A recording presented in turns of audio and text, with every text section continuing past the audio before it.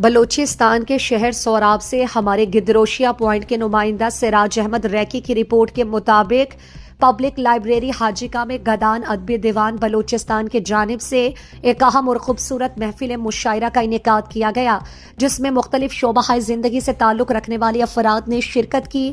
اس محفل مشاعرہ کی صدارت معروف ادبی شخصیت اور چیئرمین سلام الفت نے کی، جو خود بھی ایک جانی پہچانی شاعری کی شخصیت ہیں۔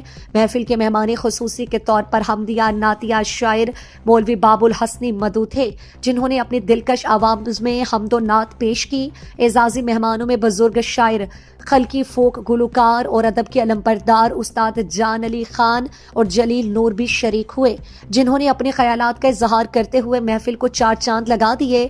محفل کے اسٹیج سیکرٹری کے فرائض معروف شاعر، ادیب اور محقق عنایت ساغر نے بحسن و خوبی انجام دیے۔ ابتدائی کلمات پبلک لائبریری حاجیکا کے اہم رکن زبیر نجیب نے ادا کیے، جنہوں نے لائبریری کی اہمیت اور افادیت پر تفصیل سے گفتگو کی۔